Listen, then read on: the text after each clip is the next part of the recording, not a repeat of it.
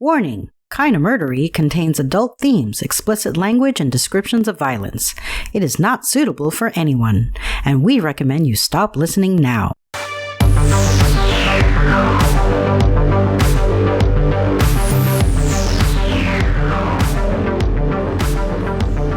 True crime with a dash of the paranormal, the garish, the strange, and the darkly comic. I'm Zevin Odelberg, host of Kinda Murdery, a podcast that's about more than just murder. It's my very own pocket dimension, home to a curated collection of bizarre and compelling stories, the unsolved, the unsettling, and the unbelievable. I cover it all, just so long as it's kinda murdery. That's right, everybody, just like it says in the intro, I am Zevin Odelberg, and this is Kinda Murdery. Hey, sorry this episode is a day late. I took my daughter and her friend to the Doja Cat concert last night, and I just ran out of time to finish it, but I'm back on track now. If you will remember from the last episode, the detectives had obtained Stephanie Lazarus's DNA, and were waiting to see if it came back as a match before moving forward with the case. That's where we are, so now, please do join me as we uncover what truths we can and solve what mysteries we may. Part 3, the conclusion of Kinda Murderies, Take the Beemer, Leave the Body, the Bullets, and the Bite Marks, starts now.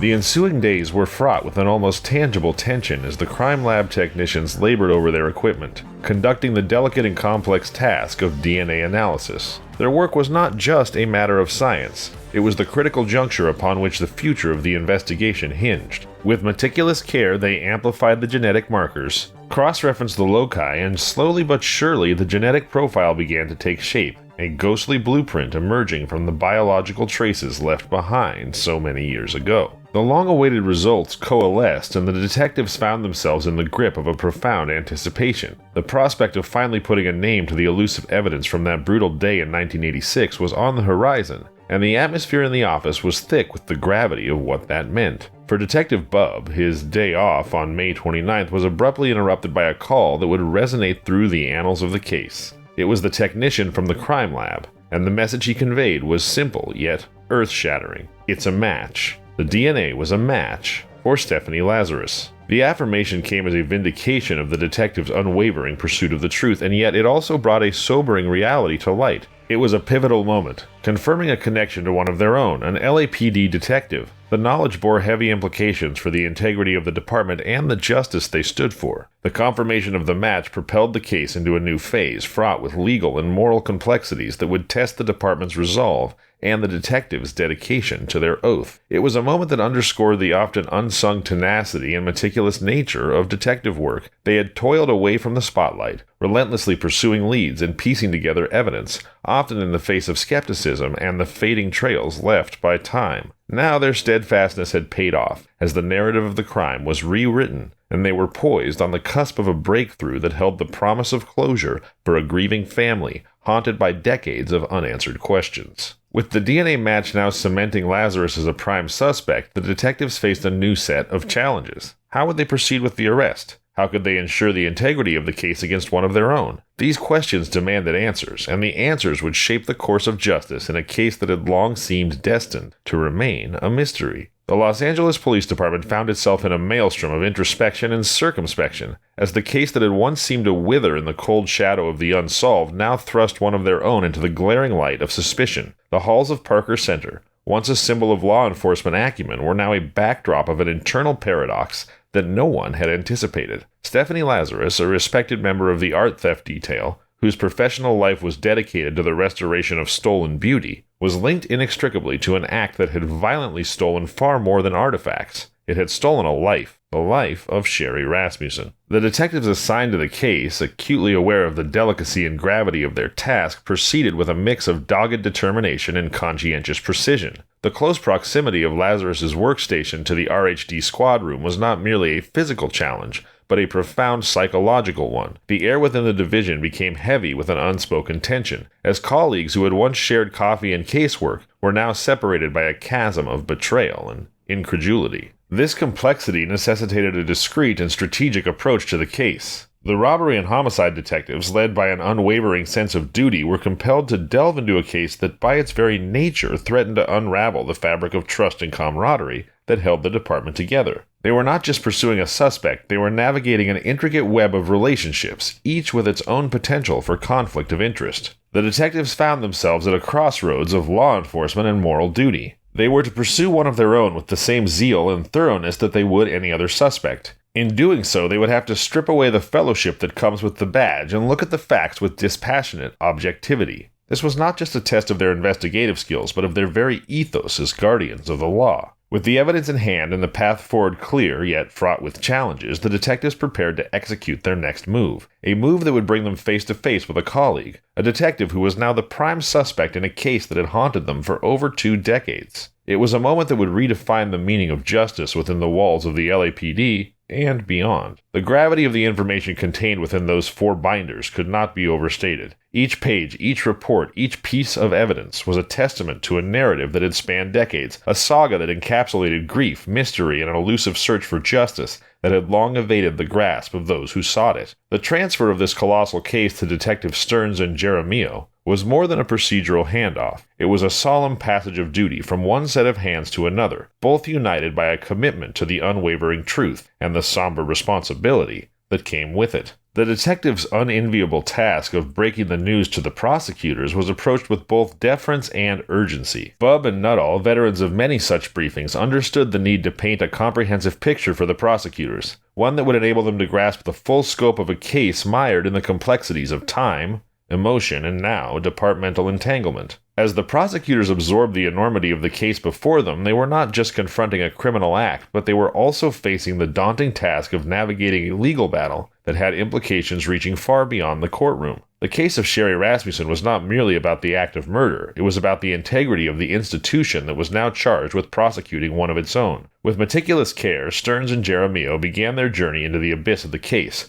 cognizant that every step had to be calculated with precision. The sanctity of the legal process and the public's trust in the justice system hinged on their ability to remain partial and thorough, irrespective of the ties that bound the LAPD community together. In the hallowed halls of justice, where prosecutors readied themselves for a case that no one had anticipated, the detectives stood as the vanguard of a truth that would be scrutinized, not only by the defense, but by the watchful eyes of a city that placed its trust in the badge. In the secluded confines of the conference room at the DA's office, the atmosphere was dense with a meticulous tension as Detectives Stern and Jaramillo engaged in a tactical discourse over their impending approach. Their strategy sessions were akin to plotting a delicate surgical strike. Every move, every word, every nuance was dissected and considered. They were acutely aware that the forthcoming interaction with Lazarus would be pivotal. It was not merely a matter of asking the right questions, but of orchestrating the conversation in such a way that it would prevent Lazarus from becoming defensive or evasive. Meanwhile, as Nuttall and his colleague Sanchez prepared to meet with the Rasmussens, they carried the weight of the investigation with them, a weight made heavier by the years of longing for answers that had burdened the family. Nuttall understood that he was stepping into a space filled with decades of sorrow and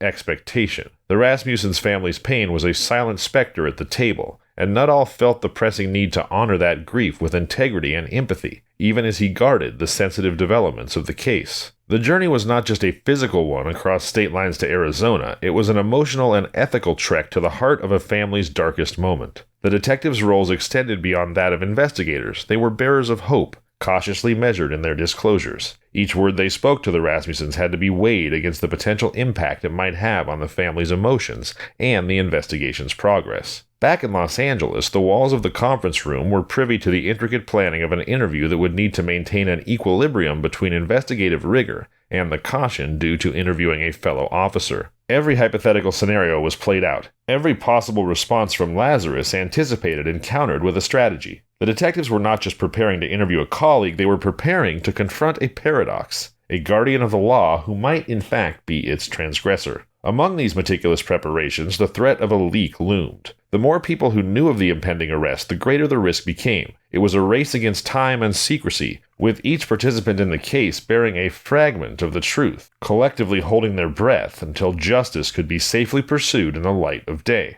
Detective Nuttall's mission to speak with the Rasmussen family was a delicate dance of revelation and concealment. As he stood before them, he had to embody the professionalism of the LAPD while navigating the undercurrents of unspoken knowledge. He knew that Nels Rasmussen's acute perception and long-standing engagement with the case would make it a formidable challenge to keep the critical information just beneath the surface, out of sight but implicitly acknowledged in every assurance he gave. In the simmering desert heat of Arizona, the conversation with the Rasmussens would unfold with a rehearsed caution. While back in Los Angeles, in the cold sterility of the DA's office, plans were laid with a precision that bespoke both the duty and the dread of what was to come. Each team, in their respective roles, moved closer to a moment of revelation that had been decades in the making, a moment when the past would collide with the present, and the silent prayers for justice would find their echo in the actions of those determined to deliver it. The scene at the Rasmussen residence was full of mixed emotions, anticipation, grief, and a quiet strength that had sustained the family through years of waiting.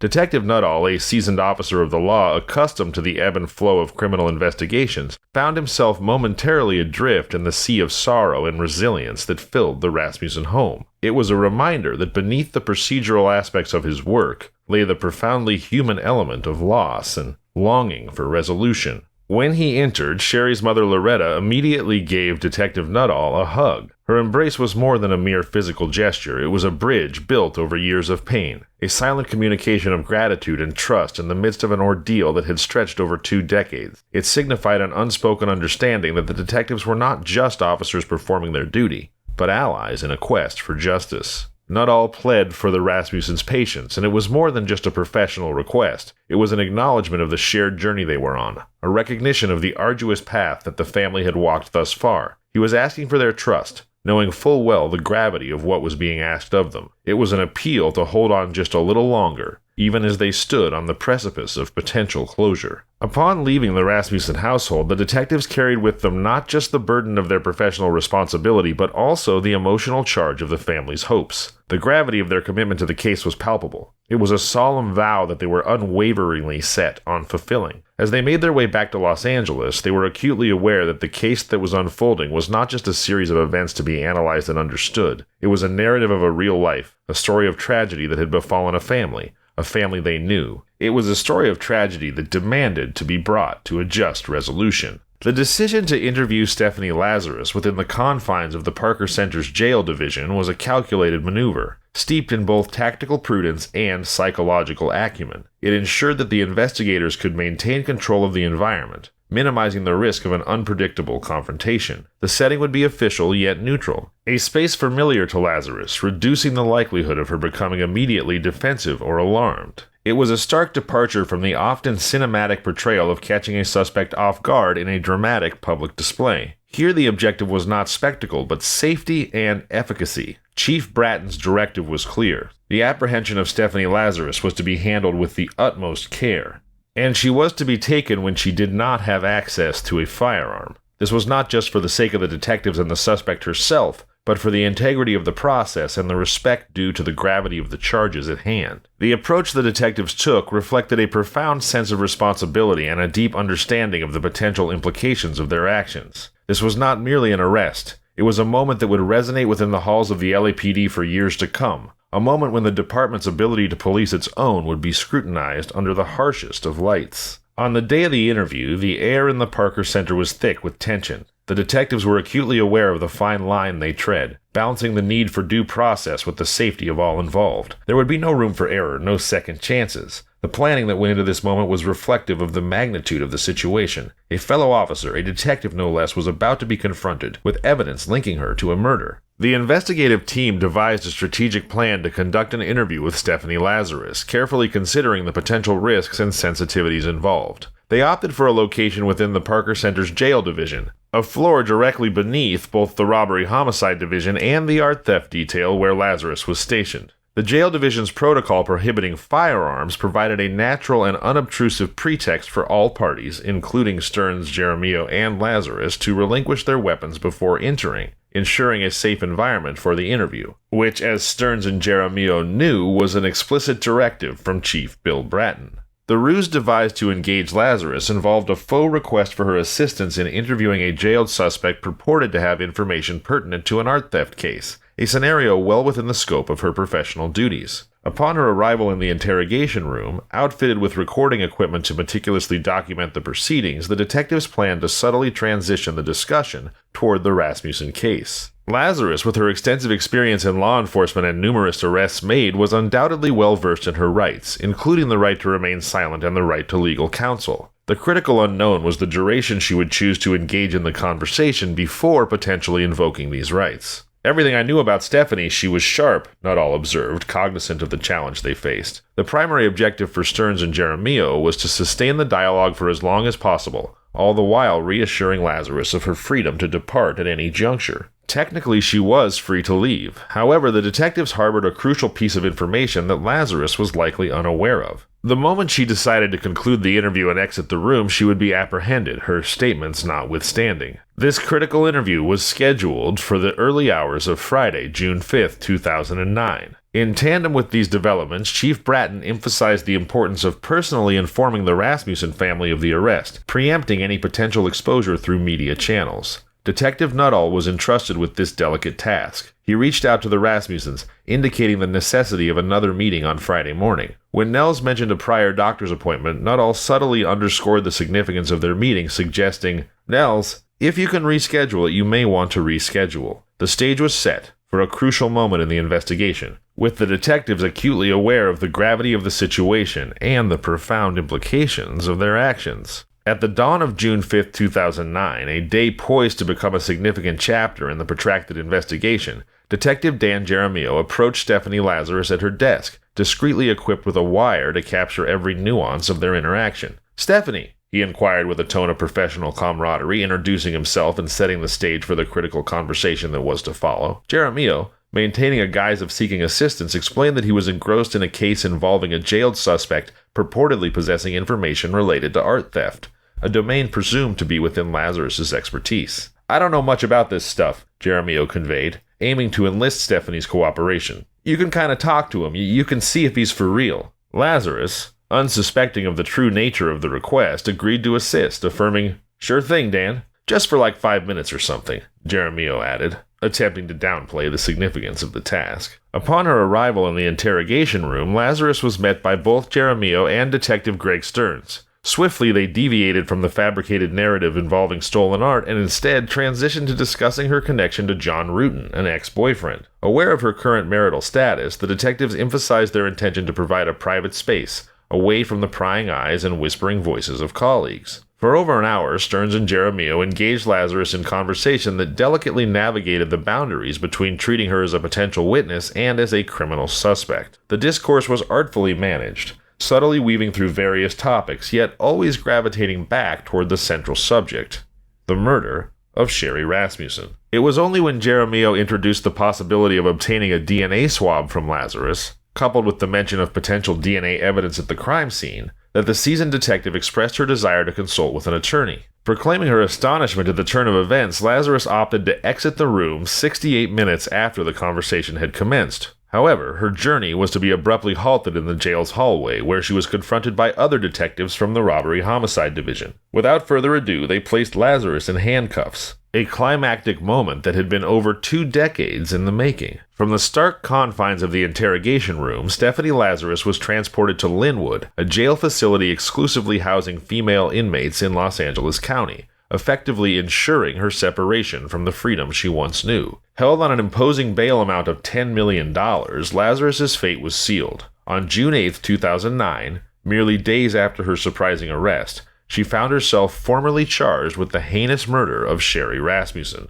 The ensuing legal battle was complex and intense, as one would expect given the nature of the crime and the perpetrator's background in law enforcement. Lazarus, once a respected detective of the Los Angeles Police Department, now stood accused of a crime most foul. In March of 2012, the culmination of years of legal proceedings and investigations resulted in a verdict. Stephanie Lazarus was convicted of first-degree murder and sentenced to serve 27 years to life at the California Institution for Women. In the years that followed her conviction, Lazarus sought reprieve through various legal avenues, attempting to appeal her case multiple times. However, the lower courts have remained steadfast, upholding the conviction and ensuring that Lazarus serves the time deemed appropriate for her actions. Her potential eligibility for parole in 2034 looms in the distance, but for now she remains a prisoner, her past actions dictating her present and her future.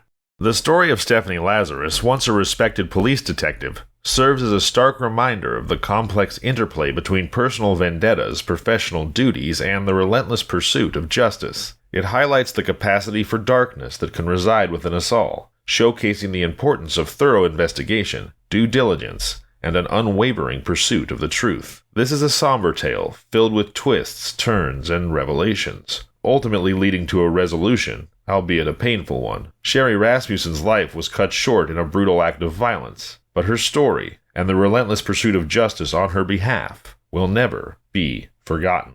I'm Zevin Odelberg, and this has been Kinda Murdery.